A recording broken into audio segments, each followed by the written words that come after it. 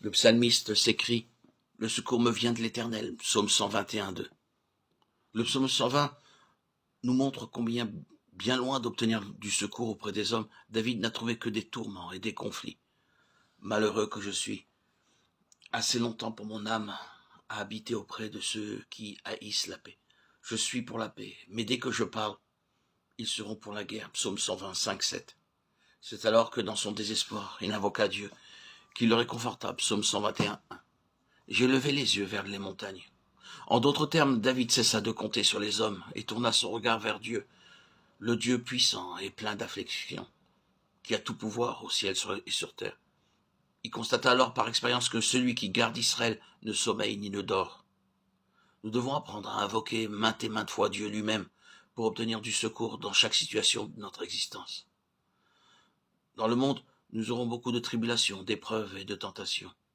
C'est pourquoi nous devons apprendre à chercher le secours de Dieu par la prière, nous confiant en lui pour chaque degré que nous gravissons. Nous serons ainsi préservés de tout faux pas. Je connais plusieurs médecins compétents qui prient avant d'entreprendre une opération quelconque. Il y a quelques années, j'ai rencontré un célèbre spécialiste des yeux.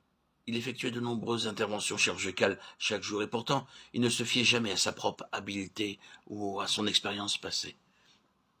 Il avait l'habitude avant chaque opération de prononcer la prière suivante. « Ô Dieu, viens à mon secours, guide mes mains et donne-moi l'habileté. » Il effectua alors l'opération dans la pleine assurance que le Seigneur l'aiderait sûrement et Dieu honorait sa foi. De cette manière, il devint non seulement un chirurgien habile, mais également un ardent gagneur d'âme. Les patients observaient le spécialiste qui priait pour le succès des opérations ainsi que pour d'autres besoins.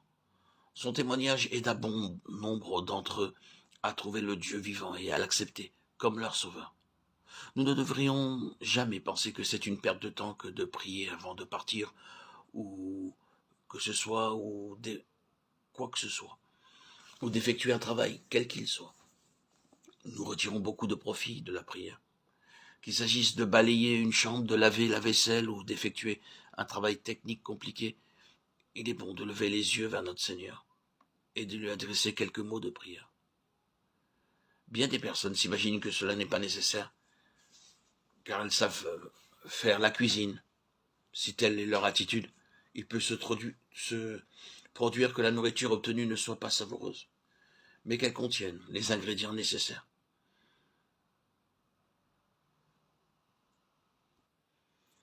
Et ils sont sûrs que la cuisine sera réussie. Par contre, si vous commencez par prier, quelle que soit votre inexpérience, le Seigneur agira pour vous, et la nourriture aura un bon goût.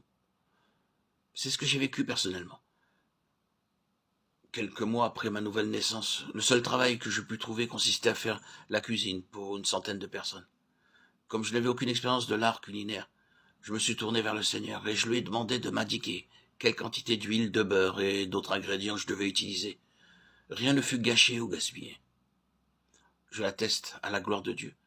Mon premier essai fut un tel succès que l'on m'adressa même des compliments pour mon habileté.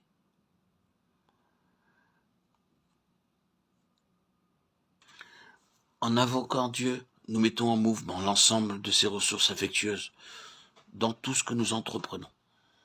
Que le travail qui vous est confié soit simple et sans importance, ou au contraire, très important. Faites tout simplement monter une courte prière avant de commencer. Vous constaterez alors que tout ce qui est confié au Seigneur dans la prière est bien accompli. Apprenez donc à demander l'aide de Dieu pour chaque besoin. Mettez-le à l'épreuve journellement, dans chaque situation. Vous pouvez appeler à n'importe quel moment du jour ou de la nuit, quelle que soit la fréquence de vos requêtes.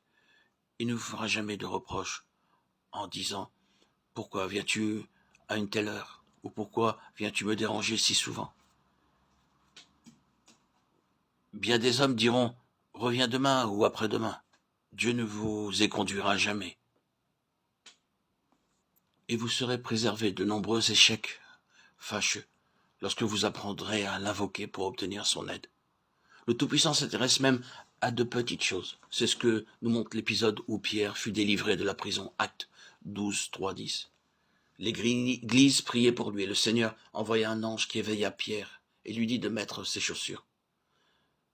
Dieu savait que dans son exaltation, Pierre les oublierait. Lorsque je rencontre quelqu'un, il m'arrive de ne pas me rappeler le nom de cette personne ou de ne pas me souvenir de l'endroit où je l'ai rencontré. Dès que je fais appel à son aide, Dieu me remémore le nom de la personne en question. Tous deux, nous sommes sauvés de l'embarras et goûtons notre communion pour la gloire du Seigneur.